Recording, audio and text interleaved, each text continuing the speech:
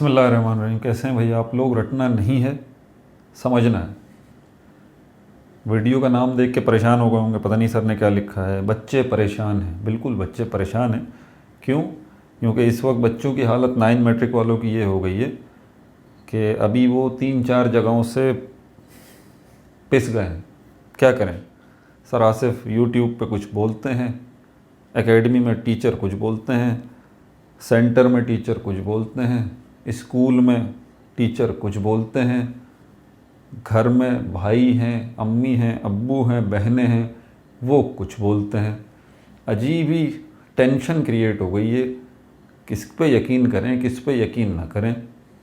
फिर मुसीबत ये कि रिड्यूस्ड सिलेबस जो है वो सिलेबस रिड्यूस्ड हो गया है। फर्स्ट टाइम ऐसा हुआ है।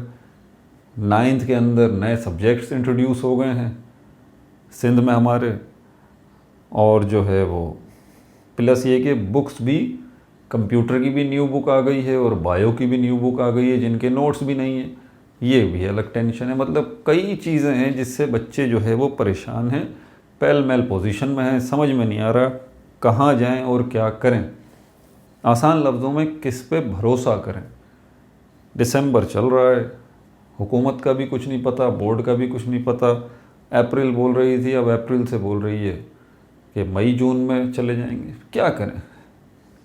आप पहले तो मुस्कुराएं ताकि आपकी टेंशन रिलीज़ हो, ठीक है? और अब आप मेरी बात ध्यान से सुनें। आप किसी की भी मत सुनें, आप सर आसिफ की भी मत सुनें। रटना नहीं, समझना है पे जो सिस्टम चल रहा है इसको भी मत देखें। आप माशाल्लाह मेरी बात सुन रहे हैं तो आपको अल्लाह ने कान भी दिए हैं, अल्लाह ने आपको जहन भी दिया है। आप माशाल्लाह बड़े भी हो चुके हैं, क्लास 9th में भी आ चुके हैं। क्लास 9 का बच्चा मैच्योर होता है, अपनी डिसीजन मेकिंग खुद कर सकता है। मैट्रिक का बच्चा भी मैच्योर होता है, एडल्ट हो चुके होते हैं, गर्ल्स हैं या बॉयज़ हैं। तो आपको परेशानी किस बात की है?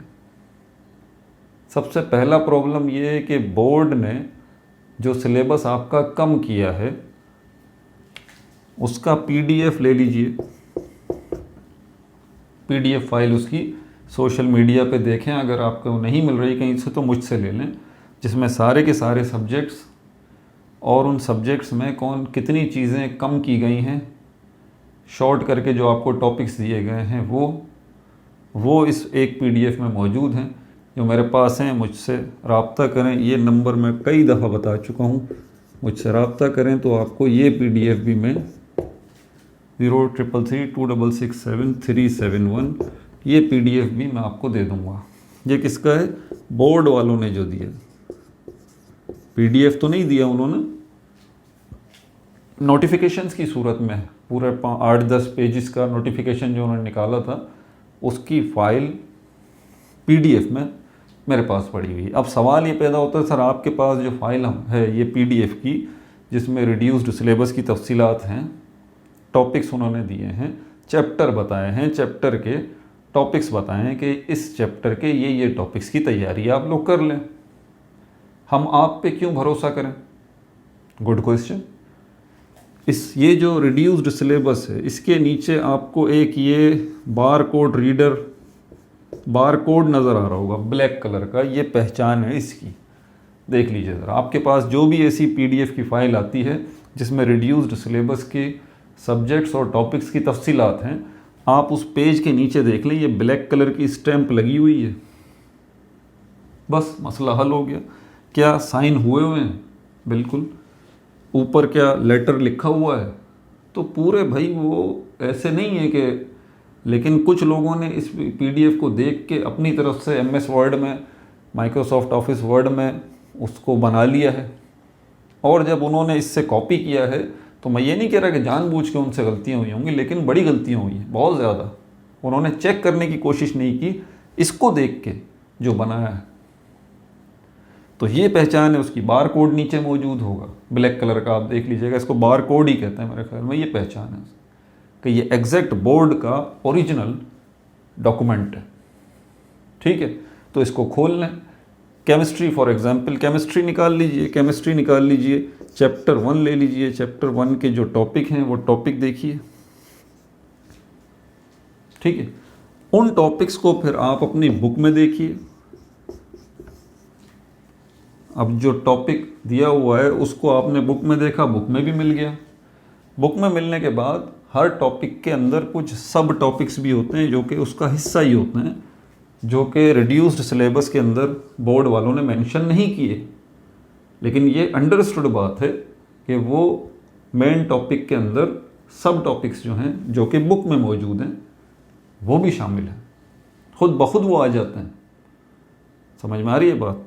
तो यहाँ से देखा आपने केमिस्ट्री चैप्टर नंबर 1 उसका पहला टॉपिक यहाँ से देखा, बुक खोली, चैप्टर नंबर 1 निकाला, वो टॉपिक देखा और उसके सब टॉपिक्स आपने देख लिए। तो ये तो मैचिंग हो गई। उसके बाद क्या करना है?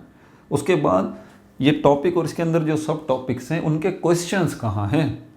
तो बुक ही के हर चैप्टर के लास्ट पेज में क्वेश्चंस मौजूद हैं। वो क्वेश्चंस जो हैं सारे नहीं हैं, ऑब्वियस सी बात है, वो सारे क्वेश्चंस नहीं हैं। उनमें से कुछ क्वेश्चंस हैं जो कि रिड्यूस्ड सिलेबस से बोर्ड के टॉपिक से मैच करते हैं, इसके टॉपिक से, इसके सब टॉपिक से वो क्वेश्चंस मैच करते हैं। यहाँ पर आके हो गई है प्रॉब्लम। एकेडमीज़ में टीचर्स हैं या सेंटर्स में, स्कूल्स में टीचर्स बता रहे हैं, कुछ तो ये सुनने में आया कि बोल रहे हैं सभी आप कर लें, कुछ नहीं पता कि भाई ये भी दे दें, ये भी दे दें। मैं आपसे मना नहीं कर रहा, आप अपने टीचर्स को फॉलो करें, जो वो बता रहे हैं सभी कर लें भले, लेकिन मेरा मशवरा है आपको कि सब करने से पहले आप ज़रा 1 मिनट देख तो लें उसमें कि मैंने जो आपको इम्पोर्टेंट क्वेश्चंस टिक करवाए हैं, बायो के भी करवाए हैं, केमिस्ट्री के भी करवाए हैं, वो आपके पास हैं ना, वीडियोस आपने देख ली ना। उन वीडियोस में से आप ज़रा टैली कर लीजिए खुद ही कि आया ये जो सर आसिफ ने टिक मार्क क्वेश्चन करवाए हैं, क्या रिड्यूस्ड सिलेबस में मौजूद टॉपिक और सब टॉपिक से ये मैच करता है? आपको अल्लाह ताला ने सेंसेस दिए हैं भाई, अपने जहन का इस्तेमाल करें। मैं क्या, कोई भी टीचर है, ये पीडीएफ जो बोर्ड का है इसमें जो टॉपिक गिवन है, जो क्वेश्चंस आपको मार्कआउट करवाए जा रहे हैं, आप उनको पढ़ के अपने जहन को यूज़ करें और देख लें क्या आया ये गिवन टॉपिक से मुताबिक है या क्वेश्चन नहीं है, ये प्रॉब्लम है या नहीं है गिवन टॉपिक के मुताबिक। बात समझ में आ रही है आपको? तो बस मसला हल हो जाएगा आपका, किसी की टेंशन ही नहीं। अब टीचर क्या पढ़ा रहे हैं क्या नहीं पढ़ा रहे, अगर वो क्वेश्चन आपको अननेसेसरी कोई करवा रहे हैं जो कि रिड्यूस्ड सिलेबस से मैच ही नहीं करता, तो आप क्लेम कर सकते हैं कि सर आप ये हमें क्यों पढ़ा रहे हैं, आप रिड्यूस्ड सिलेबस को फॉलो करें, ये क्वेश्चंस क्यों याद करें हम, जबकि बोर्ड के गिवन टॉपिक में वो है ही नहीं। तो इन अ नटशेल ये कि आप आराम से अपने जहन का इस्तेमाल करें। फाइनल डिसीजन आपका होगा, फ्यूचर आपका है, हमारा नहीं है। भूल जाइए सर आसिफ को, भूल जाइए दूसरे टीचर्स को, कुछ भी प्योर नहीं है, मैं आपको सही बता रहा हूँ बिल्कुल। कुछ जानबूझ के करते हैं तो कुछ बेचारे अनजाने में करते हैं, मिस्टेक हो जाती है, समझ में नहीं आता, बड़े इश्यूज़ हैं। तो फ्यूचर आपका है, आप अच्छी तरह से मुतमईन हो, आपके पास वक्त कम है, अपना बहुत ज़्यादा ख्याल रखिएगा।